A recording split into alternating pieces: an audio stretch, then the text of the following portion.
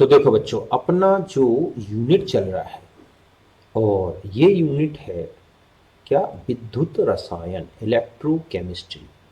आज हम इस यूनिट में अब जो टॉपिक डिस्कस करेंगे, और ये टॉपिक है हमारा क्या, सेल या इलेक्ट्रोड विभव पर सांद्रता, ताप, दाब का प्रभाव। इसी को बोला जाता है नेर्नास्ट इक्वेशन, नेर्नास्ट समीकरण। ओके, तो फिर स्टार्ट करते हैं। तो मान लो बच्चों कि एक सेल रिएक्शन ये इस तरह से चल रही है कि ए एम सॉलिड, ये कोई इलेक्ट्रोड है, और X प्लस कोई बिलियन में आयन है जिसका स्टाइक्योमेट्रिक कोफिशिएंट रस समीकरणमिति स्थिरांक B है। इनमें रिएक्शन हुई, मींस इनके बीच में इलेक्ट्रॉन एक्सचेंज हुआ, और जो धातु इलेक्ट्रोड था वो धनायन में चेंज हो गया और विलयन में चला गया, और इस तरह से जो विलयन में पहले से धनायन था वो क्या हो गया, अवक्षेपित हो गया। तो इस सेल रिएक्शन को अगर हम देखें तो इसमें जो स्पीसीज सॉलिड स्टेट में है, जो ठोस अवस्था में है, हम उनके सक्रिय द्रव्यमान को इकाई मानकर, और फिर ये जो है अभिक्रिया लब्धि QC, रिएक्शन कोसेंट, इसके समीकरण में हम केवल आयनों की मोलर सांद्रता को व्यक्त करेंगे। तो यहां पर जो मोलर सांद्रता लिखी जाएगी, उसका जो रेशियो लिखा जाएगा रिएक्शन कोसेंट में, उसमें होता है उत्पाद आयन की मोलर सांद्रता बटा अभिकारक आयन की मोलर सांद्रता। तो यहां पर उत्पाद आयन क्या है, M प्लस एक्वस, और उसका रस समीकरणमिति स्थिरांक है A, और अभिकारक आयन जो है वो है X प्लस, और उसका रस समीकरण स्थिरांक है B। तो इस तरह से हम ये कह सकते हैं कि QC इक्वल टू जो भी उत्पाद आयन है, जो भी उसका चार्ज है, ठीक है, उसकी मोलर सांद्रता लें और उस पर उसका रस समीकरणमिति स्थिरांक लगा दें पावर में, और यहां पर लेंगे अभिकारक आयन और उसकी मोलर सांद्रता के ऊपर ये पावर लगा देंगे B, जो उसका रस समीकरणमिति स्थिरांक है। तो ये हो गया QC। तो यहां तक बात समझे। फिर एक रिलेशन दिया गया है, वन हाफ संबंध कहलाता है, जो कि delta G equal to delta G naught plus RT ln QC। यहां पर जो डेल्टा G है, ये है मुक्त ऊर्जा परिवर्तन सेल अभिक्रिया का, मतलब यहां पर ये है सेल अभिक्रिया या अभिक्रिया में मुक्त ऊर्जा परिवर्तन, तथा ये है सेल कार्य में संबंध। ठीक है, तो ये एक संबंध है सेल अभिक्रिया में मुक्त ऊर्जा परिवर्तन और सेल कार्य का संबंध। और डेल्टा G नॉट ये है मानक अवस्था में, यही पूरा सेल अभिक्रिया और मानक मुक्त ऊर्जा परिवर्तन में एक संबंध है। तो इस तरह से ये है वन हाफ समीकरण, delta G equal to delta G naught plus RT ln QC। अब हम क्या करें कि डेल्टा G का मान और डेल्टा G नॉट का मान इस इक्वेशन में पुट अप कर दें। तो हमारे पास हो जाएगा NFE इक्वल टू माइनस, मतलब यहां पे भी माइनस, मतलब minus NFE equal to minus NFE standard plus RT ln QC। और अगर हम NF को यहां से डिवाइड कर दें, इसमें नीचे ले जाए, तो E इक्वल टू, और ये माइनस हटेगा तो ये हो जाएगा यहाँ पर प्लस, और इस प्लस का हो गया माइनस, तो ये हो जाएगा E equal to E naught minus RT upon NF ln QC। अब आप जानते हैं कि ln इक्वल टू 2.303 log 10, मतलब ln में E बेस होता है, log 10 मतलब हो गया 10 बेस पे हो गया। तो मैंने यहां पर ln को log में चेंज कर दिया, तो यहां पर आगे मल्टीप्लाई हो गया 2.303 RT upon NF log QC। अब यहां पर जो QC देखना है वो log 10 बेस पे देखना है। अब ये जानते हैं कि 25 डिग्री सेंटीग्रेड पर 2.303 into R into T upon F, इसका वैल्यू होता है 0.0591। मतलब यहां पर R की value 8.314 joule kelvin inverse, mole inverse ली है मैंने। T जो है 298 केल्विन लिया गया है। फैराडे 96500 कूलॉम लिया गया है। ठीक है, और जब इनकी वैल्यू इसमें पुटअप की गई तो ये वैल्यू आती है 0.0591। तो हम यहां पर 2.303 RT अपॉन F इस पूरे को हटा के और यहां रख देंगे E equal to E naught minus 0.0591 upon N, जहां N क्या है, सेल अभिक्रिया में प्रयुक्त इलेक्ट्रॉन, E नॉट क्या है, मानक सेल विभव या मानक इलेक्ट्रोड विभव। QC तो आप समझ ही गए थे, यही है, इसी को बोलते हैं नेसर्ट समीकरण, यही भी है, ठीक है, नेसर्ट समीकरण। तो इस तरह से इसी इक्वेशन से हमें सेल विभव में सांद्रताओं के परिवर्तन का क्या प्रभाव पड़ता है, ताप का क्या प्रभाव पड़ सकता है, दाब का क्या प्रभाव पड़ सकता है सेल विभव या इलेक्ट्रोड विभव में, इसको हम नेसर्ट समीकरण से बहुत अच्छे ढंग से एक्सप्लेन कर सकते हैं। अब देखो, हम इस समीकरण को पहले इलेक्ट्रोड के लिए प्रयुक्त करते हैं कि इलेक्ट्रोड के लिए नेसर्ट समीकरण क्या होगा। तो हम जब भी इलेक्ट्रोड विभव निकालते हैं किसी भी इलेक्ट्रोड का, तो हम उसकी अपचयन अभिक्रिया लिखेंगे, ठीक है, कि इलेक्ट्रोड के लिए नेसर्ट समीकरण, मतलब हम यहां पर लिखेंगे इलेक्ट्रोड विभव, ठीक है, पर सांद्रता, ताप, दाब का प्रभाव। और जब हम जानते हैं कि इलेक्ट्रोड IUPAC सिस्टम में आप जानते हैं कि इलेक्ट्रोड विभव लिखा है, मतलब अपचयन क्रिया लिखी जाती है। सपोज ये मान लें कि सॉल्यूशन में कोई एक आयन है Mn प्लस एक्वस, ठीक है, और वो N इलेक्ट्रॉन लेके और M सॉलिड में चेंज हो रहा है। तो यहां पर हम QC जब लिखेंगे तो जो उत्पाद है वो सॉलिड की मूलर सांद्रता अपॉन में आयन की मूलर सांद्रता। वहां पर मैंने X लिया था, ठीक है, ये आयन अभिकारक, ये है अभिकारक आयन, यहां मैंने M प्लस ले लिया, कोई बात नहीं, इससे कोई फर्क नहीं पड़ता, आप यहाँ X रख के भी कर सकते हैं, जो भी चाहे, ठीक है। तो यहां पर हम X ही ले लें, ठीक है, मैंने यहां पर X लगा देता हूं क्योंकि हमने वहां पर XN प्लस और सपोज, ठीक है, और ये चेंज हो गया किसमें बच्चों, X सॉलिड में, और ये क्या था, एक्वस। सपोज इसकी 20 टाइप के मैट्रिक है तो B आ गया। तो जब हम यहां लिखेंगे, ठीक है, तो यहां पर हमें क्या करना है कि उत्पाद आयन, तो यहां उत्पाद हमारे पास है X सॉलिड और उसकी सांद्रता जो उसका रस समीकरण स्थिरांक है B है, और यहां पर हम लिखेंगे XN प्लस एक्वस है ये, और यहां पर लगा दिया B। क्योंकि यहां पर जो सॉलिड स्पीसीज होती है हम उसका एक्टिव मास जो है क्या मान लेते हैं, इकाई। तो यहां पर जो X सॉलिड है वो हो गया A, और यहां पर बचा हमारे पास N प्लस और एक्वस आई। तो यहां पर हमें QC की जगह पर केवल इलेक्ट्रोड के आयन को रखना है, और अब चयन प्रक्रिया में आपने लिखा और यहां पावर लगा दी B इस तरह से। और आगे बढ़े तो यहां पर लगाते चले B, और यहां पर मैं X रख रहा हूं, फिर से यहां पर X ही रख देता हूं, X प्लस, ठीक है, और यहां पर भी आपने क्या रख दिया, X प्लस N प्लस और इसकी B पावर लगा दी। तो यहां पर हमें जो आयन लिया है, तो हम यहां जब हम इलेक्ट्रोड पोटेंशियल इलेक्ट्रोड विभव लिखेंगे यहां पर, तो हमने लिखा N प्लस अपॉन X, ठीक है, N plus upon X, X N plus upon X, तो X N plus upon X। देखो फिर से समझे, QC की वैल्यू आपने ले ली, जो इक्वेशन आप जानते हैं कि ये होता है E equal to x N plus upon x equal to E naught x N plus upon x minus 0.0591 upon N log, ठीक है, क्या होता है QC। तो यहां जो हमारे पास QC आया है, देखो ये है, ठीक है, तो ये QC की वैल्यू मैंने यहां रखी, तो ये बन गया x N plus upon x, मतलब x का इलेक्ट्रोड विभव इक्वल टू x का मानक इलेक्ट्रोड विभव माइनस 0.0591 अपॉन एन, कितने इलेक्ट्रॉन यूज हुए, लॉग 1 अपॉन x की पावर n प्लस की पावर b।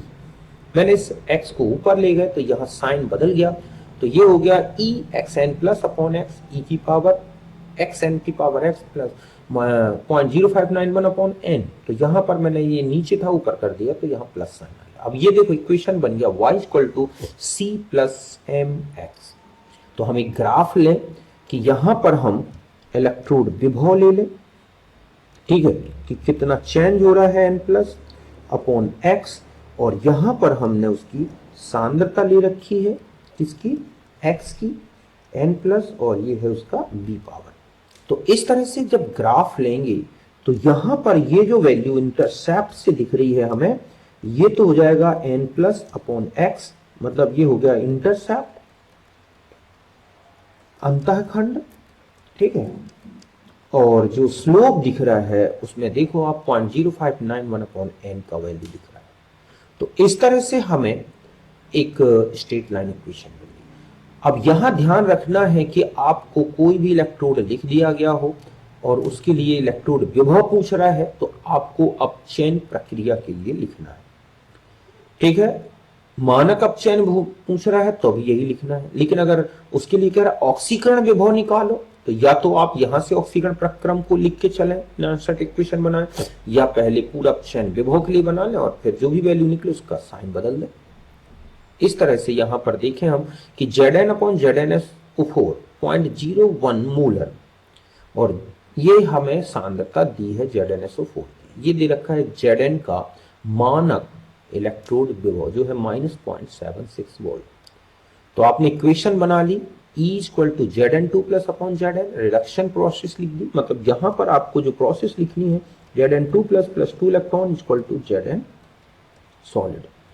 तो ये इक्वेशन लिख लिया आपने। अब इस इक्वेशन के लिए आपने नैनस्टैट इक्वेशन बना ली, यहां पर जिंक 2 प्लस आइन बिल्कुल वही है, रिड्यूस हो रहा है, तो ये इक्वेशन बन गई नैनस्टैट इक्वेशन। हमें दे रखा है E not Zn2 plus upon Zn, तो मैंने यहाँ वैल्यू रख दी -0.76, ये है 0.0591 अपॉन 2, क्यों किया, क्योंकि 2 इलेक्ट्रॉन इसमें ट्रांसफर हो रहे हैं, लॉग Zn2 प्लस। अब Zn2 प्लस की सांद्रता यहाँ पर, तो आपको Zn2 प्लस का एक्टिव मास ले लेना है 0.01 या 10 की पावर -2। और आगे बढ़े, ये वैल्यू पुटअप कर दी तो 10 की पावर -2 ये आगे आ गया, तो लॉग 10 की वैल्यू हो गई 1, तो ये मल्टीप्लाई हो जाएगा माइनस, तो 2 से 2 हटा दो आप, तो इस तरह से ये आ गया -0.76 -0.0591 वोल्ट मीन्स -0.81 वोल्ट। तो ये आ गया आपका अपचयन विभव, या हम इसी को बोलेंगे क्या बच्चों, इलेक्ट्रोड विभव। और ऑक्सीकरण विभव में बदलना है तो साइन बदल दो, बस मल्टीप्लाई कर दो माइनस से, तो प्लस हो गया, प्लस होता तो माइनस हो जाता। तो इस तरह से एक इलेक्ट्रोड के लिए नैनस्टैट इक्वेशन सीधा सा है, ये है, ठीक है। आपको इलेक्ट्रोड का मानक इलेक्ट्रोड विभव पता हो, उसमें जो मोलर सांद्रता दे रखी है वो पता हो, और आप एक सेल इलेक्ट्रोड रिएक्शन लिख लें, उससे n पता चल जाएगा, बस निकाल दें, ठीक है। यहां तक बात क्लियर है। अब देखो इसी तरह से मान लो ये लिखा है PT H2 1 ATM HCl 0.01 molar, तो EH प्लस अपॉन H2 क्या होगा, ठीक है। तो यहां हमने पहले यहां पर 1 ATM, तो यहां पर कह रहा है कि H2 अपॉन H क्या होगा, ठीक है, ये निकालना है। अब हमें ये एक एनोड दे रखा है, तो आपने पहले एनोड की रिएक्शन लिख ली 1/2 H2 H प्लस, ऑक्सीकरण के लिए लिख दी मैंने। बाद में हम इसको, ये है 1 ATM प्रेशर, ये है H प्लस 0.001 मोलर, आपने इक्वेशन लगा दी 0.0591 माइनस, यहां पर ये बता दूं E not H plus upon H2 हो तो 0 है, या E naught H2 upon H plus है तो भी क्या है, 0 है। तो यहां पर आप रखेंगे तो 0 हो गया, मतलब आपके पास जो इक्वेशन थी वो है H2 upon H plus equal to E naught H2 upon H plus minus 0.0591 upon 1 log, यहाँ H प्लस अपॉन PH2 की पावर 1/2। अब और आगे बढ़ते हैं, तो यहाँ पर ATM प्रेशर 1 ATM दे रखा है, ये वैल्यू 0 रख दिया आपने, यहाँ पर रख दिया H प्लस और PH2। H प्लस आपको दे रखा है 10 की पावर -2, और इसका प्रेशर है 1 की पावर, ये हो गया। और आगे चले तो ये हो जाए, आगे आ जाएगा, तो ये हो गए प्लस में 0.0591 इंटू 2, 1.182। तो ये आ गया इसका ऑक्सीकरण इलेक्ट्रोड विभव। क्या आ गया बच्चों?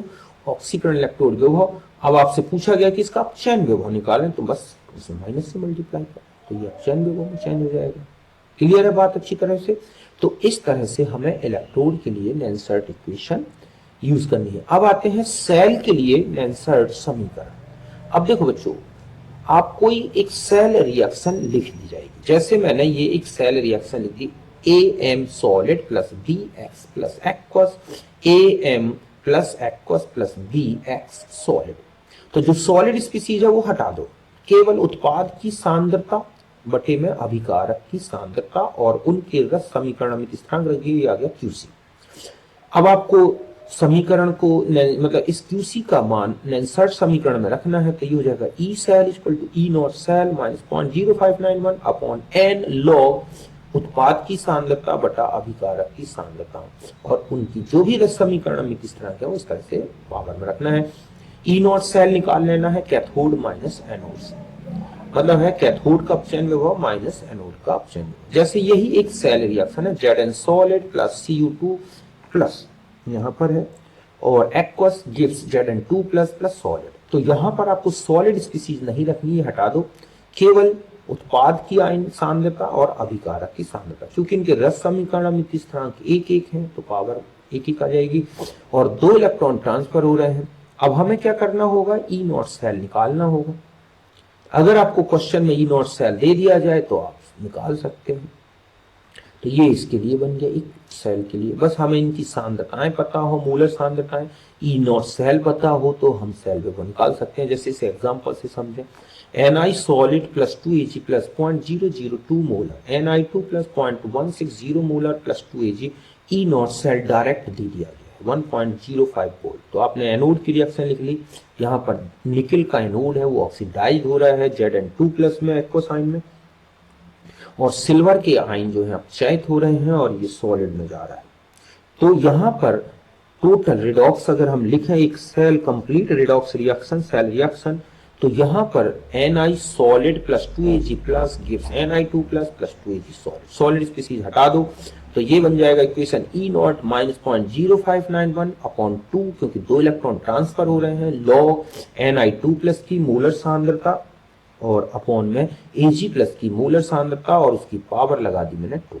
आगे बढ़े, माइनस 1.059.0591 अपॉन 2 लॉग 0.16 अपॉन, मतलब यहां पर हम लिख सकते हैं 1.05 माइनस 0.0591 अपॉन 2 लॉग 16 इंटू 10 की पावर माइनस 2, मैंने इसको लिख दिया, और ये हो जाएगा 2 इंटू 10 की पावर माइनस 3 का स्क्वायर। बस इसको आगे सॉल्व कर लेना तो ये आंसर आ जाएगा। तो बन जाएगा ना यहां तक। फिर एक और सम है, क्वेश्चन देखो, Zn upon ZnSO4 0.01 molar 0.001, CuSO4 का है 0.01 मोलर Cu, ये दे रखा है सेल विभव 1.10। तो आपने इक्वेशन लिख ली कि जिंक सॉलिड, ये एक्वस और कॉपर सॉलिड। सॉलिड स्पीसीज हटा दो, इक्वेशन में केवल जिंक आयन की सांद्रता और अपॉन में कॉपर आयन की सांद्रता। E नॉट आपको दे रखा था, मैंने ये पॉइंट है तो 1.10 माइनस 0.0591 अपॉन 2 लॉग जिंक की सांद्रता 10 की पावर माइनस 3, मतलब यहां पर इनको देख के लिखना, देखो ZnSO4 equal to Zn2 plus है, अगर ये 10 की पावर माइनस 3 है तो ये भी हो गया 10 की power, CuSO4 means Cu2 plus की सांद्रता, तो ये है 10 की पावर माइनस 2, तो ये भी हो गया माइनस 2। बस अब आप इनकी सांद्रताओं को रख दो, तो इस तरह से आपके पास सॉल्व करने से ये रिजल्ट आ गया 1.1295 वोल्ट। यहां तक बात अच्छी तरह से समझ गए, क्लियर कट, कोई दिक्कत तो नहीं। तो इस तरह से आपको इलेक्ट्रोड के लिए और एक सेल के लिए क्या बनाना है बच्चों, एक नेंसर्ट इक्वेशन। बाकी हमें सांद्रता सेल, ठीक है, और इनके जो संबंध है, एक सेल स्थिरांक मतलब साम्य स्थिरांक और सेल विभव का संबंध अगले टर्म में हम डिस्कस करेंगे इसको अच्छी तरह से। और ये पूरे क्वेश्चंस जो हैं सेल अभिक्रिया का एंट्रोपी परिवर्तन, इसके बारे में डिस्कस करेंगे। व्यापारिक सेल लेंगे तो अगले टर्म में हम इसको अब कंप्लीट डिस्कशन में आ जाएंगे, ठीक है। या मैं इसको सांद्रता सेल तो बता ही देता हूँ, फिर हमारा सिर्फ बचेगा क्या, एक संबंध जो है। तो देखो सांद्रता सेल, एक चीज और समझ लें, सांद्रता सेल ऐसे सेल हैं जिनमें एनोड और कैथोड की सांद्रता या एनोड और कैथोड विद्युत अपघट्य की सांद्रताओं में अंतर होने पर विद्युत विभव उत्पन्न करते हैं। समझिए बच्चों, ऐसे सेल जिनमें क्या होता है, जो विद्युत विभव है वो या तो एनोड एवं कैथोड की सांद्रताओं में परिवर्तन होने के कारण, या फिर जो एनोड और कैथोड कक्ष में विद्युत अपघट्य भरे हैं उनकी सांद्रताओं में अंतर होने पर विद्युत विभव उत्पन्न करते हैं, उनको बोला गया है सांद्रता सेल। इसमें ध्यान रखें कि इसमें एनोड और कैथोड एक ही तत्व के बने होते हैं, इसीलिए इनका स्टैंडर्ड ई सेल 0 होगा, क्योंकि एक ही तत्व का एनोड है और कैथोड है, तो उनके मानक इलेक्ट्रोड विभव न्यूमेरिकली बराबर साइन में उल्टा होंगे। तो जब आप सेल विभव कैथोड माइनस एनोड करोगे, न्यूमेरिकली उनकी वैल्यू जो है बराबर है, साइन उल्टा है, तो ई नॉट सेल 0 आएगा। ठीक है, जैसे हम एक एग्जांपल से समझते हैं कि Zn अपॉन ZnSO4 C1 और ZnSO4 C2 अपॉन Zn, तो यहां पर केवल कक्षकों की सांद्रताएं अलग अलग हैं, मतलब ये कहलाते हैं इलेक्ट्रोलाइट सांद्रता से। ये क्या कहलाते हैं बच्चों, इलेक्ट्रोलाइट सांद्रता से। ठीक है, कि यहां पर इलेक्ट्रोड तो दोनों सेम सांद्रता के, केवल उनके इलेक्ट्रोलाइट्स जो हैं, कक्षकों के विलयन है, उनकी सांद्रताएं अलग अलग है। तो Zn2 प्लस, देखो अब हम एनोड में रिएक्शन लिखेंगे तो Zn का Zn2 प्लस में ऑक्सीडेशन हो रहा है और कैथोड में Zn2 प्लस से Zn बनेगा। तो कुल मिला के यहाँ पर Zn2 प्लस C2 से Zn2 प्लस C1 में चेंज हो रहा है। तो अब हम इक्वेशन बनाएंगे तो यहाँ पर आ जाएगा ई सॉल माइनस, ठीक है, cell equal to E0 cell minus 0.0591 upon 2, यहाँ पर C1, क्यों, क्योंकि यहाँ पर हमें उत्पाद आयन की सांद्रता लेनी है, ठीक है, और अपॉन में किसकी होगी बच्चों, अभिकारक आयन, है ना। तो इस तरह से C1 अपॉन क्या हो गया, C2। अब ई नॉट सेल तो 0 है तो हटा दो, तो minus 0.0591 upon 2 log C1 upon C2। और अगर हम इसको पलट दें, C2 को ऊपर कर दें, तो यही साइन क्या हो जाएगा, पॉजिटिव। इस तरह से सेल का ई सेल अगर पॉजिटिव लाना है तो C2 ग्रेटर देन क्या होना चाहिए, C1, या डेल्टा G नेगेटिव लाना है तो C2 ग्रेटर देन C1। अब आपको C1 C2 सांद्रताएं दे रखी होंगी, उनको रख दो, अपने आप सेल विभव धनात्मक या ऋणात्मक आ जाएगा। ठीक इसी तरह से ये है एक PtH2P1 और H+। अब ये जो है ये कहलाएगा इलेक्ट्रोड सांद्रता सेल। क्यों, क्योंकि यहां पर इलेक्ट्रोड की सांद्रताएं अलग अलग हैं। यहां पर हाइड्रोजन जो अधिशोषित है Pt इलेक्ट्रोड पर, उसका प्रेशर है P1 और दूसरे में जो इलेक्ट्रोड है उसमें है P2। तो यहाँ पर इलेक्ट्रोड की सांद्रताएं अलग अलग लिख रही हैं, इसलिए हम इसे बोलेंगे इलेक्ट्रोड सांद्रता सेल। तो हम यहाँ एनोड की रिएक्शन लिखेंगे तो H2 जो P1 में है ऑक्सीडाइज्ड होगा 2H+ और 2 इलेक्ट्रॉन। कैथोड में H+ का रिडक्शन होगा और बनेगा H2, और यहाँ पर जो दाब है हाइड्रोजन का कैथोड कक्ष में वो है P2। तो सांद्रताएं चूंकि बराबर रहेंगी, विद्युत अपघट्य एक ही है, तो ये सांद्रताओं में चेंज नहीं आएगा, इनको हटा दें तो हमारे पास हो गया H2P1 गिव्स H2P2। अब हम इक्वेशन बनाएंगे तो E naught cell minus RT upon NF ln P2 upon P1, और चूंकि यहाँ पर E0 नॉट जो सेल है वो 0 हो गया तो माइनस RT 2F, क्योंकि 2 इलेक्ट्रॉन ट्रांसफर हो गए हैं, ln P2 अपॉन P1, या सेल इक्वल टू जाएगा P1 अपॉन P2, या हम इसे और ऐसा भी लिख सकते हैं 2.303 RT upon 2F log P1 upon P2। इसका मतलब है कि डेल्टा G नेगेटिव लाना है, या फिर हम कहें कि E सेल पॉजिटिव लाना है तो P1 ग्रेटर देन क्या होना चाहिए बच्चों, P2। ठीक है, इस तरह से आपको ये याद रखना। एक क्वेश्चन है कि Zn2 plus upon Zn electrode को 100 गुना तंग कर दिया जाए तो इलेक्ट्रोड विभव में परिवर्तन क्या होगा। तो देखो Zn2 plus 2 electron Zn solid, पहले आप इलेक्ट्रोड विभव लिख दिया, क्योंकि ये इक्वेशन जो है ये इलेक्ट्रोड विभव पूछा गया है। तो यहाँ पर आपने नेंशर्ट इक्वेशन बना लिया है, E not Zn2 plus upon Zn plus 0.0591 upon 2 log Zn2 plus, equation number 1। अब सपोज यहाँ पर यहाँ लिखेंगे 1000 गुना तंग किया गया, जब हम तनु करेंगे तो जो जिंक आयन की सांद्रता है उसके अपॉन में 1 लीटर था, 1000 लीटर हो जाएगा। और आगे बढ़ा दो तो यहाँ पर log Zn2 प्लस अपॉन 1000 तो ये log a अपॉन b हो गया, तो मैंने यहाँ कर दिया log a minus log b। तो यहाँ पर इतनी जो वैल्यू है ये है ना, इसकी जगह पे तो रख दिया वो पहले वाला इक्वेशन, ये 1 वाला, और ये हो गया 0.0591 अपॉन 2 log 10 की पावर 3। तो और आगे सॉल्व करते जाए तो इस तरह से ये आ गया कि जो इनिशियल विभव रहा होगा जिंक इलेक्ट्रोड का, उससे ये 88.5 मिली वोल्ट कम हो जाएगा, मतलब डिक्रीज हो जाएगा विभव, अगर आप बिलियन में आयन की सांद्रता को कम कर देते। तो इस तरह से ये है सांद्रता सेल के क्वेश्चंस भी हो गए, और इस तरह से सांद्रता सेल, बाकी जो भी है हम अगले टर्म में डिस्कस करें। ओके बच्चों, तो मिलते हैं नेक्स्ट वीडियो में।